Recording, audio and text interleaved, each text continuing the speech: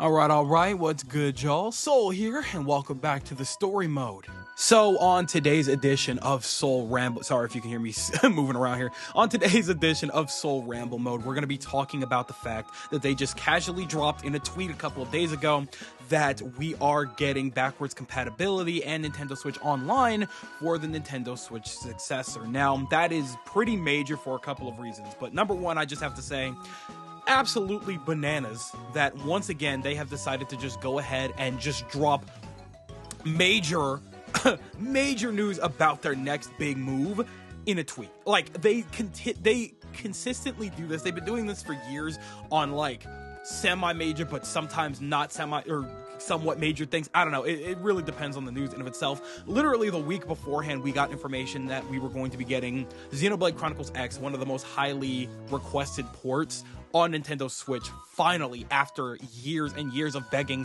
to get that game off of the Wii U, because that game could have done and like just sold and just been well received so much better if it weren't stuck on the Wii U. Now everybody's gonna finally get a chance to play Xenoblade Chronicles X, which is absolutely beautiful news. However, now we're moving on to the news that Furukawa dropped in a tweet the other night. I'm just going to go ahead and read it to you, and then we're going to start getting into it. So, it states here, "This is Furukawa. At today's corporate management policy briefing, we announced that Nintendo Switch software will also be playable on the successor to Nintendo Switch. Nintendo Switch Online will be available on the successor to Nintendo Switch as well. Further information about the successor to Nintendo Switch, including its compatibility with Nintendo Switch, will be announced at a later date." So that just goes to show that things are going to be making some major changes, but at the very least, the games that we've had available on Nintendo Switch up to this point will be playable or at least compatible with the Nintendo Switch successor in some way, shape, and form. So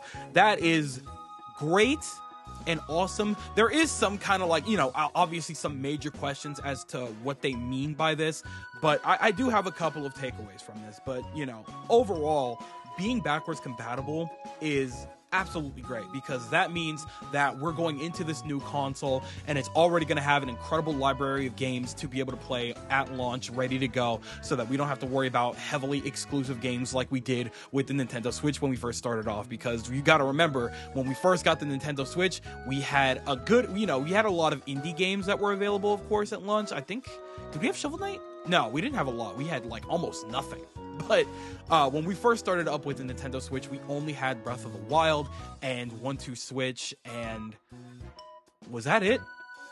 There was like one other game or something like that. I can't remember, but regardless, we did not have a lot going on at the beginning of the Switch's life cycle, which was fine. They had told us at the get-go, like, this is the first game, but we have a lot of games coming out during the summer, and you guys are going to have a great time with all the games that we're going to be bringing to you, which is great. That was awesome. Now we have off-rip everything that we had on the Switch. I'm assuming, or at least hoping, based on the way that they put it here, it didn't seem like they were mincing words here, that games will be backwards compatible, meaning that every game that we've had downloaded on the Switch will be available to play day one on this new console. So that in of itself is already great. That means that a lot of people, could easily just sell their Switch and just invest that money into the new console, and that's awesome and all. However, there is one thing that I am worried about, and that's the fact that they specifically said software. That means that this could specifically be for digital content, and that in of itself tells me a couple of things here. For one, it's very likely that we're not going to be using cartridges anymore for this next upcoming console. Whatever we've got going on for the successor,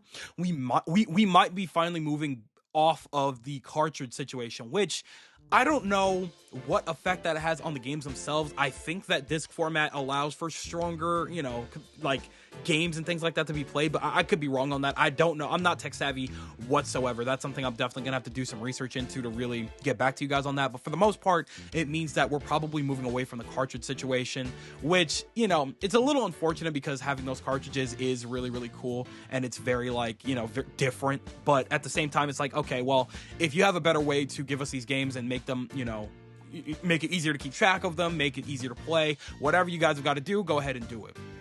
Right, so, that could be looked at as unfortunate. However, this could be a benefit as well in a couple of different ways, primarily in the fact that means that we are getting, exclusive games to this console. We have no doubt in our minds, right? I have absolutely no doubt in my mind, at least, that this console is being developed with the thought of having, or with the consideration of being able to play stronger games, 1080, 60, like stronger, better looking, higher quality games and things like that, which, the Switch is fine. It's not like it's always been about the graphics, as long as the games are fun, and Nintendo has proved that time and time again throughout all of their games, throughout all of their consoles, that the fun is what's most important. And so, that philosophy is probably not going anywhere anytime soon. However, it would be nice to have consistently good looking games that are able to be available on, their consoles and things like that.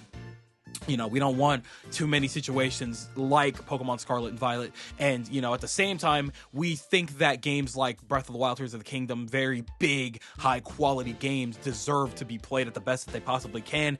And, as much as I love the Switch, it did have very, very heavy technical limitations on certain aspects that made it kind of impossible for games to be the highest quality that they absolutely could be, which is why this new console is probably going to, have that power behind it. However, that also probably means that we're going to have to switch from the cartridge format to be able to get that full quality, to be able to get those high quality games and things like that, right?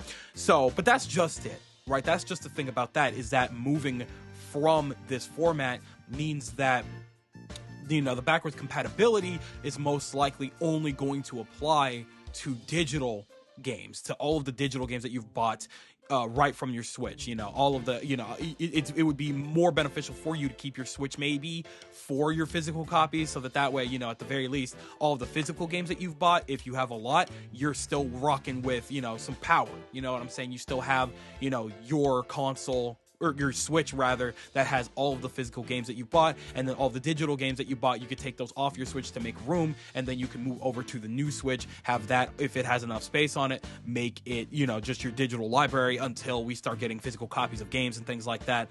Again, we don't know the timeline, we don't know what this is going to look like, we don't know how this is going to operate, but, for the most part, at the very least, it is nice that we have backwards compatibility to some extent, so that we have a library ready to go, but it is going to be very strange to move from that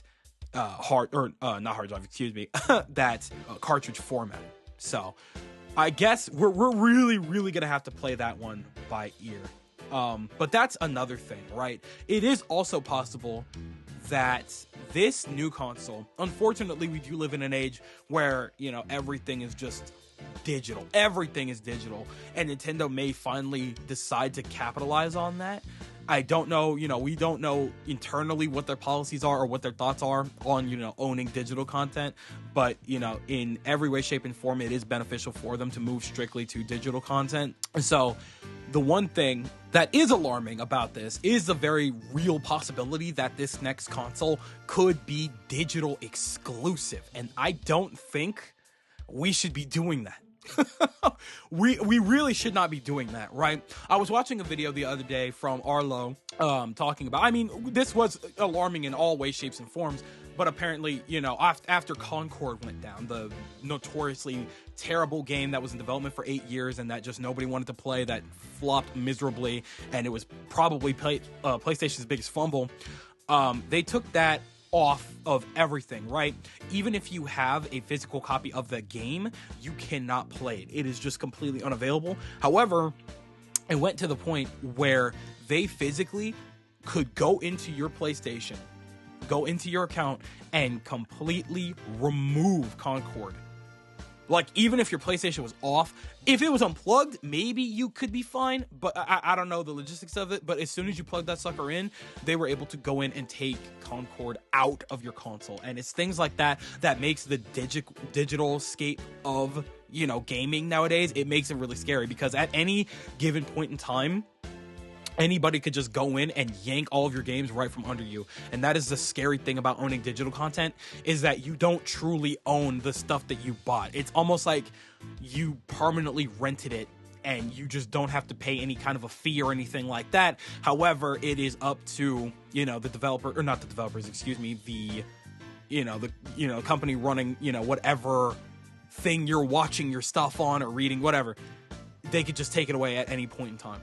And you have no say, you have no power over that. They could just go in and take it from you. And that is a terrifying thought. And of course, it's very unlikely that something would happen like that because, especially with Nintendo, they want you to have these games. Like they have no reason to just want to be able to like, all right, screw you guys, bye, and just take all your games away. Like they could, and they have no reason not to do that, but it would be absolutely foolish on everybody's part, and it would just be miserable to do something like that. That's one of those things that takes trust away from the players. That's not something Nintendo would want to do. It's just scary to know that they have that kind of a power, right? Which is why it is scary to think that this Nintendo Switch successor could potentially have the power to, do something like that, because it might fully be a digital console. I don't think I want that. There's a lot of games that I would prefer to own physically, especially on a new console in a new era that's probably going to have a lot of amazing games coming for it. I would rather own very specific games digitally. Like for the most part, the big hunky Zelda games, I want those physically. The big 3D Mario games, if I can help it, I would love to have those physically. Digitally, it's faster, I can play them quicker and things like that, but at the same time, it's like, there are some things that I would just prefer to have right from right from my cartridge or whatever disc. You know what I'm saying? Even with the PS5, it was very scary to have to, transition to just only getting things digitally. But, I'm used to it. I'm over it. It is what it is. But for the most part, like I said earlier, I think the biggest takeaway is still the fact that we are going to be getting exclusive content, because the one thing that I was very curious about is if we were actually getting a quote-unquote Switch 2, which now I'm starting to believe it's not even going to be a Switch 2. It's going to be something else entirely. We don't know what it is, but they're moving away from the Switch in of itself, and we're probably going to get something completely different. I doubt it's going to be the Switch 2, but is it going to be portable? Is it going to be, who knows? But as of right now, at the very least, we're going to have a reason to get this new console, and it's going to run more powerful games, and that is what I am most excited about. And that is really, really cool. But, it is also great that at the very least, we will be able to have that backwards compatibility so that, we'll still be able to play our Mario Karts, our Splatoons, our whatever we bought digitally, and things like that. So that's great. That's awesome. There's no reason for those games to die off the moment this new console comes out. They could it makes just much more sense for those games to benefit from this new console by having new owners have stuff to play while we wait on the newer exclusive content that's going to be coming inevitably to that console. So I'm looking forward to it. That's awesome. Really, really great. So after that, of course, another major thing that we need to talk about is the fact that NSO is going to be returning to this console as well. And that was also a given because this is their online service, right? That was never in question, that now that NSO is a thing, that's just going to be their service. If they're going to switch the name of it, we'll have to see over time. But as of now, Nintendo Switch Online is their service for you to play online, for you to get whatever they are going to be putting out. And that's fine. I'm totally okay with that, especially because, Nintendo Switch Online is their way of, just kind of organizing things a little bit more. I really do hope that down the line, Nintendo Switch Shop and all that stuff, everything that they do with NSO, I hope they clean it up a bit, organize things a little bit, now that they're more familiar with how things work and how things are going to play out. I really do hope that they go out of their way to organize it, clean it up a bit, make it a little more customizable if they can. This is more so getting into UI stuff, but I, just wanted to put that out there before I inevitably forget while I go on my ramble here. But I really do hope that they eventually go out of their way to clean that up. But it is very important that NSO is here, because that means that all of the library of older games from older generations that we got on NSO for, having an account on there to be able to play older games from like SNES and NES, regular NES and Neo Geo and stuff like that, to be able to have access to those games is absolutely critical. And I'm really glad that even if I don't play like a lot of those games, it is very good that we are also going to have access to those, I assume, on Nintendo Switch Online on whatever the new console is, whatever is happening with the successor. And that is nothing short of a good thing. I'm very excited to be able to have access to things like Earthbound, to things like even Earthbound Beginnings, to Donkey Kong Country 1, 2, all that good stuff. Just all of the classic games, Kirby Tilt and Tumble and things like that. It's very good to be able to have those games. Game preservation is one of the most important things in this day and age, and being able to have it so that all of the things that are on NSO are coming with us, that is grand in every way, shape, and form, and I could not be happier about that. So I'm very glad that we are going to be able to get that. It also implies that we will possibly also be getting newer stuff for NSO I mean, that was probably a given, right? We're going to be getting more GameCube stuff. There's plenty of GameCube games that they haven't touched on. We're probably going to be getting a lot of like newer things, like DS related things, maybe even 3DS. We'll see what happens. I don't think 3DS. They're probably going to port. They're probably primarily working on ports for 3DS, if anything. I know Kid Icarus is in there somewhere, bro. God, I know Kid Icarus is in there somewhere. But regardless of that, we're probably going to be getting a lot of, DS things and things like that ported over to NSO. And so that's very, very good that it's likely that this new console is going to have the ability and power to be able to play those games. This one is just kind of speculation, but regardless, because NSO is coming with us, I can't help but imagine that they're going to continuously update the library of games that we're going to be getting from older generations of consoles. So we're probably going to start getting, again, DS games. We're probably going to start getting Wii games and things like that. And that's going to be really, really, really fun. So I'm really looking forward to everything that they have with NSO's compatibility and things like that. Again, hopefully they update a lot of different things as far as organization, as far as UI, as far as UI, excuse me.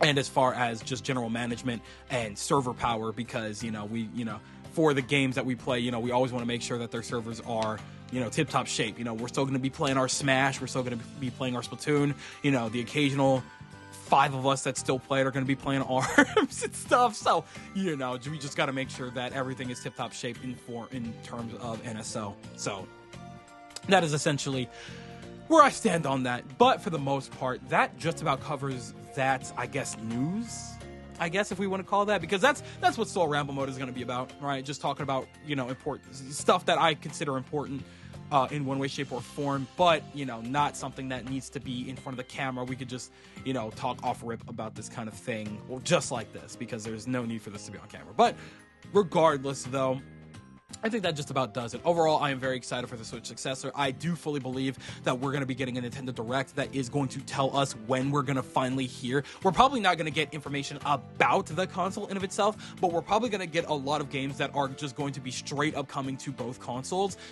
in the next Direct, and we're probably going to get an announcement for when the showcase will be for us to finally hear about this new console for the first time.